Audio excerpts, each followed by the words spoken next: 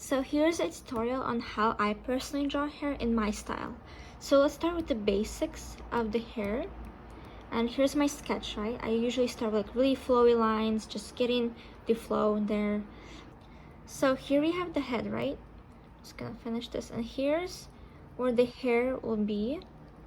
Usually the head always goes beyond the ear because our cranium, the brain part thing, is much bigger than we think it is. Like it's really big. Anyways, and the hair always comes in one point. For example, her hair starts here, so we're going to start on the side here.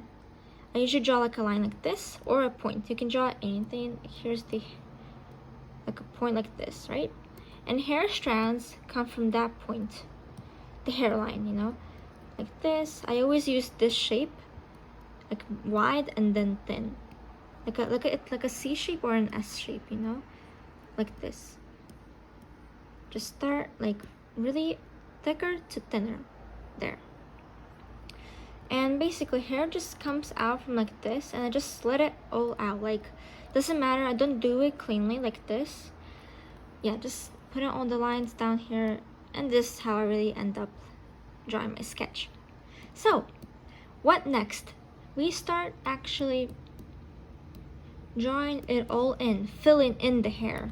So instead of like doing line art, I actually fill in the hair to get the silhouette. The most important part of the hair is the silhouette, because you see all the strands there. And here is how I fill it. I just fill it all in on top of the layer. Just getting like, doesn't matter right now, I'm just trying to get the shape of it. So like this, and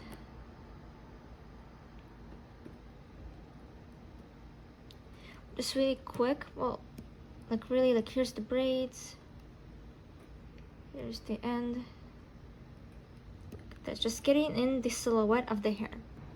So it should end up like this. Oh, you can see the silhouette here and here. It's really clean. You can see the strands over here. So the line art does not matter for me yet. So in order to make the hair this flowy, I actually start off with the big shapes, right? And then I add the smaller strokes. Like for example, I'll just copy the hair color and I just add in more strokes like this, and then I make them thicker here like this. You can see here. So yeah, so the silhouette is what matters. And then I add these colors. I make the coloring lighter here. This is just to get the basic color of the hair so I can start rendering. Like this here. I make it darker in between here. Like this, like this. So once I get the silhouette done and the base colors like this done, I start adding in the details, which would be like this. I start adding strokes to the hair, well, like strands, right? You can see how the hair is starting to form just by me adding strokes to it. That's it. Because the silhouette is doing the work right now. I start adding more lines like this, just to shape the hair from the inside.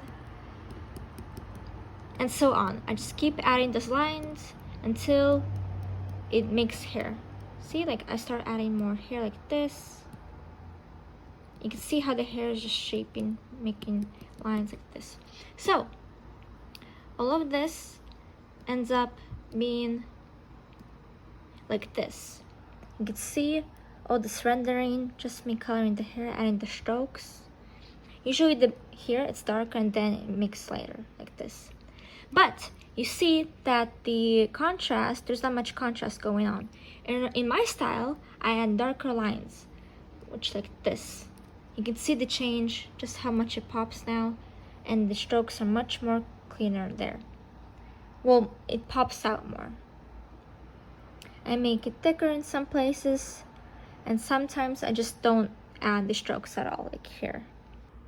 So yeah, that's how I draw hair, and I hope that was somewhat insightful, because I start with the sketch and then I draw on top of it by doing on the coloring and making the silhouette first, and then I start adding detail on it, and then I use darker strokes, well, lines, in order to make it all pop. Thank you for watching.